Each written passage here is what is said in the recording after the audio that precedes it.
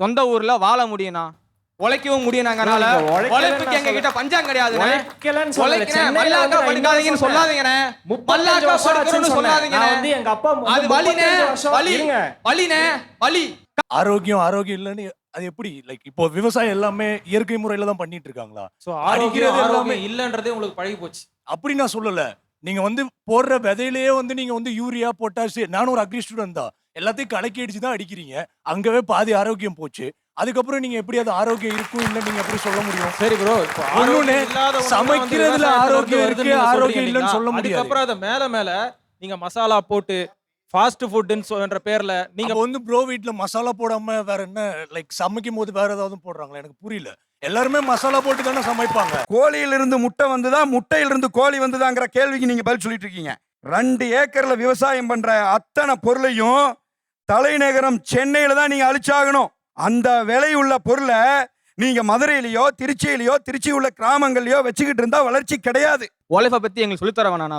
நான் மதுரைண்ணா. எங்க அப்பா அம்மா எங்க ஊர்ல கூலி வேலையா பார்த்துட்டு இருந்தாங்க, விவசாய கூலி. 2006-2007 கட்டம். நான் 4வது தான் படிச்சுட்டு இருந்தேன். சென்னைக்கு போவோம், கல் உடைக்கிற வேலைண்ணா. இந்த குன்றத்தூர் சைடுல இருக்கிற கல்குவாரிகள்ல நிறைய கல் உடைக்க ஆள் தேவைப்பட்டு இருந்துச்சு. வறட்சினால கல் உடைக்கிறதுக்காக எங்க சென்னையில ரோட்ல இறங்கி 4 பிளாஸ்டிக் குடத்தை தூக்கிக்கிட்டு ஓட்ட குடிசையில 100 ரூபா வாடகை, மழை பெஞ்சா ஒழுகும், தார்பாயை போட்டுட்டு அங்க வாழ்ந்துட்டு இருக்கோம். அம்மா அப்பா காலையில போயிட்டு நைட்டு தானே வருவாங்க.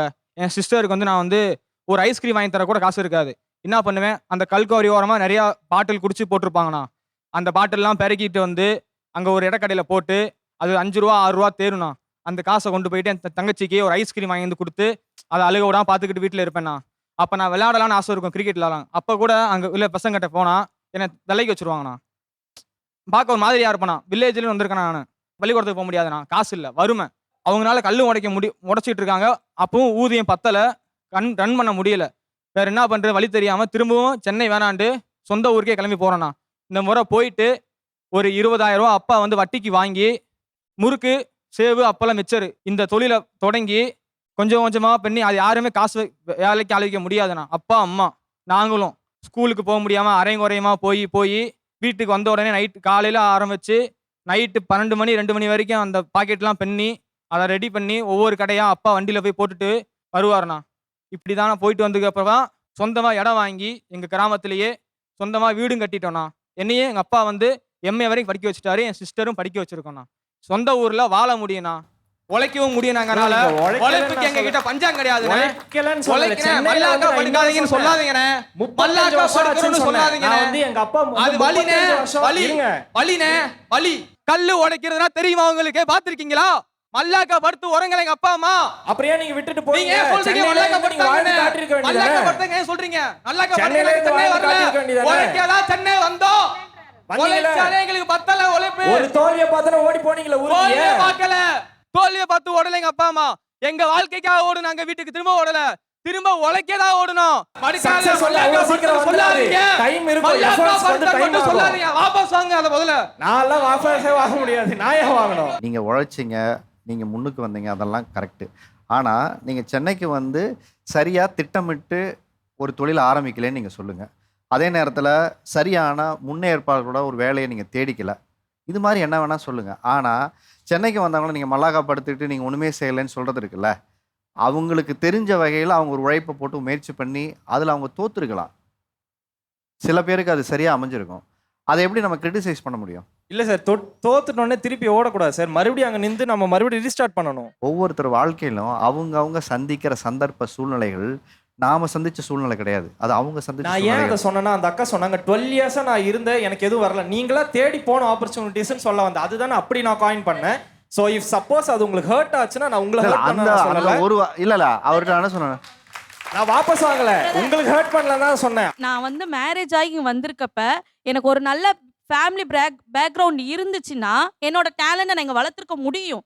ஏன்னா என் ஹஸ்பண்ட் சரியான சேலரி இல்லை, ஏன்னா அவர் 2 வேலை பார்க்குறாரு. இப்போ உங்க அப்பாவோடது ஒரு உழைப்பிலான வாழ்க்கையில முன்னுக்கு வர்றது எல்லாருக்குமே ஒரு இன்ஸ்பிரேஷன் ஸ்டோரி.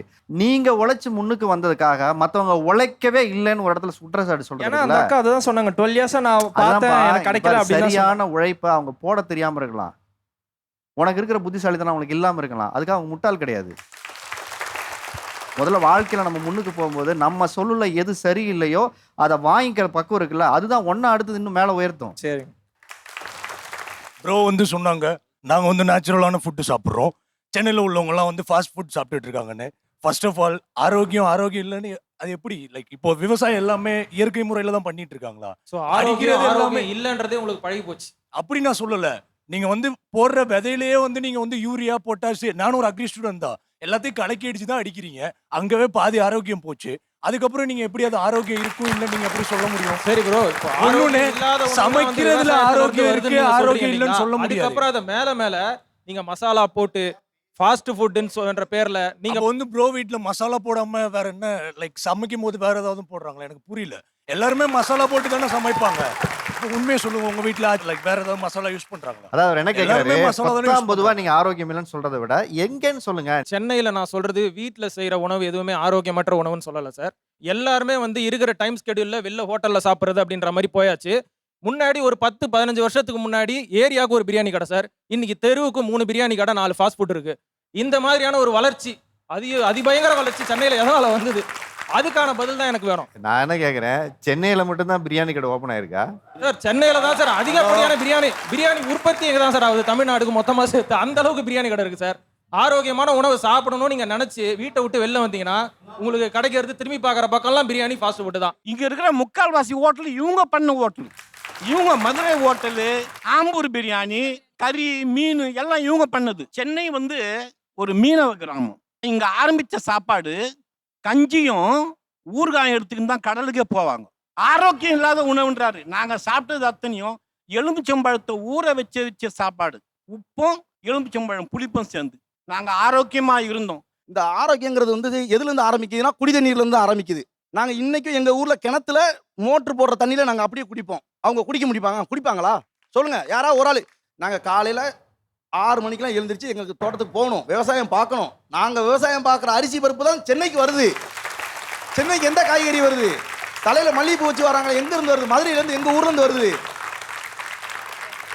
அவங்க இன்னைக்கு எல்லாமே மேக்கப்புங்க. இங்க ஃபுல்லு நீங்க உற்பத்தி பண்றதுக்கு உங்களுக்கு ஒரு இடம் இருக்குன்னா விக்கிறதுக்கு நீங்க சென்னைக்கு தாங்க வந்தாங்கன்னா நாங்க அனுப்புறதுல தான் இங்க வாழ்வாதாரமே நடக்குது. கோழியிலிருந்து முட்டை வந்துதா, முட்டையிலிருந்து கோழி வந்துதாங்கிற கேள்விக்கு நீங்க பதில் சொல்லிட்டு இருக்கீங்க. 2 ஏக்கர்ல விவசாயம் பண்ற அத்தனை பொருளையும் தலைநகரம் சென்னையில தான் நீங்க அழிச்சாகணும். அந்த விலை உள்ள பொருளை நீங்க மதுரையிலயோ திருச்சியிலயோ, திருச்சி உள்ள கிராமங்கள்லயோ வச்சுக்கிட்டு இருந்தா வளர்ச்சி கிடையாது. சரிங்களா? நான் வந்து ஈரோடு மாவட்டம் சென்னிமலை சேர்ந்தவன். நீங்க என்ன தொழில் பண்றீங்க சார்? நான் வந்து கேட்டரிங்னு பண்ணிக்கிட்டு இருக்கேன். என்னுடைய அப்பா பேருக்கு முன்னாடி இந்த சென்னையை இன்சிலா போட்டுக்கிட்டேன், என்ன வாழ வச்ச பூமின்றதுனால. என் பசங்களுக்கும் சென்னையில தான் இன்சில வச்சு, என் பேர் பழனிசாமி, சிபி தமிழரசன், சிபி பத்திரிபிரசாட்சின்னு வச்சிருக்கிறேன். ஏன் அந்த மண்ணை நேசிக்கிறேன்னா, நிறைய பேர் ஊர் பேரை இன்சிலா போட்டுக்குவாங்க. ஆனா நான் என் தகப்பனுக்கு அடுத்த ஸ்டேஜா இந்த சென்னையை மதிக்கிறேன். சென்னையை பத்தி யார் தப்பா பேசினாலும் நான் எதிர்த்து குரல் கொடுப்பேன். யாரு மரியாதை கொடுக்கறதுல கெத்து? நான் வந்து தூத்துக்குடி, மேரேஜ் ஆகி வந்தது வந்து சென்னை. ஊர்ல மேரேஜ் ஆனதுனால ரிலேட்டிவ்ஸ்லாம் வந்து பார்க்க வருவாங்க, புது பொண்ணு எப்படி இருக்கா பார்க்க வருவாங்க. அப்போ வந்தப்ப வாங்க காஃபி போட்டு கொடுக்கறது எல்லாம் செஞ்சப்போ அப்போ ஒரு வார்த்தை சொல்லுவாங்க, நம்ம ஊர் பொண்ணு இல்ல, அதனாலதான் நம்மளுக்கு எல்லாம் ஓடி ஓடி செய்யுது, நம்ம ஊர் பொண்ணுன்னு சொல்றது வந்து. கல்யாணம் ஆகி 7 வருஷம் ஆச்சு. நல்ல மரியாதை கொடுக்குறாங்க. அவங்களுக்கு இன்னைக்கு நல்ல பேர் இருக்குது. எங்க அம்மா சென்னைக்கு வந்து 20 வருஷம் ஆச்சு. எங்க அம்மா இன்னைக்கு மரியாதை கொடுக்குறாங்க. என் ஒய்ஃபை விட அதிகமா மரியாதை கொடுக்குறாங்க. எங்க அம்மா ஒரு சென்னை பெண்ணாவே மாறிட்டாங்க. எங்க அம்மா வந்து கிராமத்துக்கு போறது கிடையாது. எங்க அம்மா சென்னையில தான் இருக்காங்க. அவங்க சென்னையிலே பிறந்து சென்னையிலே வளரல. அவர் அப்படி பிறந்து அவங்க வளர்ந்துருந்தாங்கன்னா எங்க அத்தைக்கு மரியாதை இருக்குன்னு அவர் சொல்லலாம். எங்க அம்மா கிட்டத்தட்ட ஒரு 15-20 வருஷமா சென்னை மக்களோட தான் பழகுறாங்க, சென்னை மக்களோட தான் ஃபங்க்ஷன் போறாங்க. ஆனா அவங்க மாறவே இல்லையே. அப்ப ஏன் சென்னை பொண்ணு தேடல? தூத்துக்குடியில தான் பொண்ணு வேணும். 5 பவுன் போட்டாலும் பரவாயில்ல, ஊர் பொண்ணு தான் வேணும்னு ஒத்த கால்ல நின்னு கல்யாணம் பண்ணிட்டு வந்தாரு. ஏன்னு கேளுங்க. கொஞ்சம் கலருக்கு ஆசைப்பட்டுதான் சார், வேற ஒண்ணும் எதுவும் இல்ல. கொஞ்சம் கலருக்கு ஆசைப்பட்டீங்க. கலருக்கு ஆசைப்பட்டு சென்னையில இல்லாத கலரா? கிராமத்துல மரியாதை